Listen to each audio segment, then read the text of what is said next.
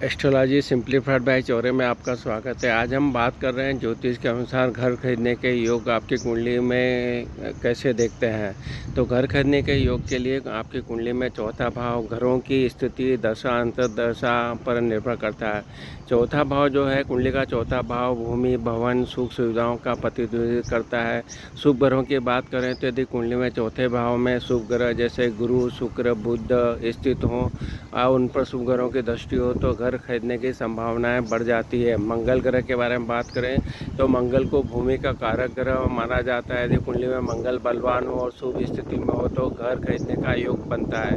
दशा अंतर्दशा की बात कर लेते हैं। जब कुंडली में चतुर्थ भाव एकादश भाव या सप्तम भाव जो उससे संबंधित ग्रहों की शुभ दशा या गोचर के घरों की स्थिति अनुकूल हो तो घर खरीदने की संभावनाएं बढ़ जाती है।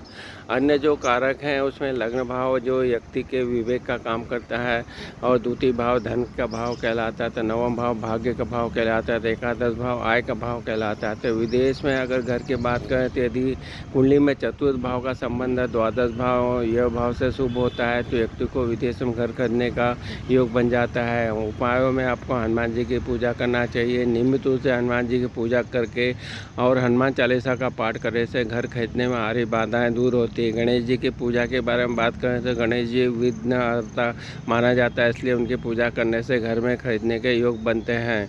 इस तरह से जो निष्कर्ष ये निकलता है कि ज्योतिष शास्त्र के अनुसार घर खरीदने के लिए कुंडली में शुभ योगों का होना आवश्यक है। यदि आपकी कुंडली में घर खरीदने के योग हैं तो शुभ समय पर उचित उपाय करके आप अपने घर के सपनों को साकार कर सकते हैं।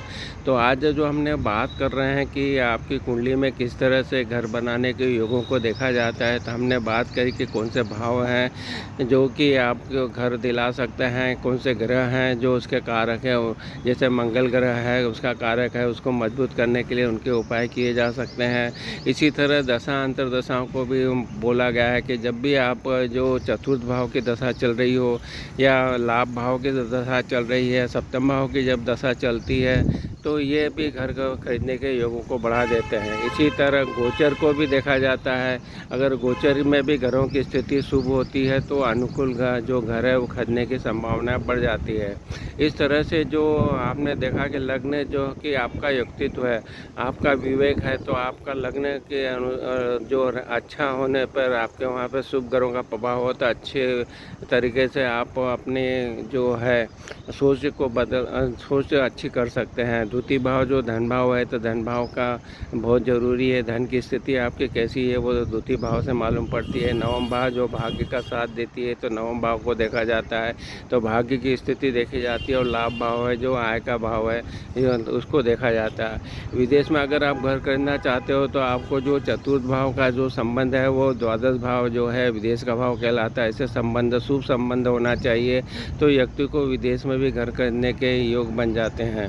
उपायों के बारे में जो सा बताया कि हनुमान जी की पूजा करना गणेश जी की पूजा करना जिससे कि आपको घर खरीदने के योगों को ये सफल बना देते हैं। तो इस तरह से आपने जाना कि आपकी कुंडली को देखकर आप यह जान सकते हैं कि आपके घर खरीदने के योग कब बन रहे हैं और अपनी जो जन्मकालीन कुंडली है उसमें इन जो बताए हैं उनको आप लगा के देखिए और जिससे कि आपको पता चल सकता है कि आपको घर खरीदने का कौन सा समय चल रहा है। अगर वो जो दशाएँ बताई हैं वो अंतर्दशाएँ अगर आपकी चल रही है या गोचर में जो ग्रह हैं वो भी आपका सहयोग कर रहे हैं तो ज़रूर आपको घर खरीदने का योग बन गया है और उस समय में आप प्रयत्न करेंगे तो आपको अवश्य अपने सपनों का घर ज़रूर प्राप्त होगा। तो ये आपको हमारे वीडियो पसंद आ रहा था हमारे channel astrology simplified by Chaure का आप ज़रूर सब्सक्राइब कीजिए और बेल आइकन भी क्लिक कीजिए। आपने अपने चैनल को सब्सक्राइब किया, वीडियो को लाइक और शेयर किया, इसके लिए आपका बहुत बहुत धन्यवाद।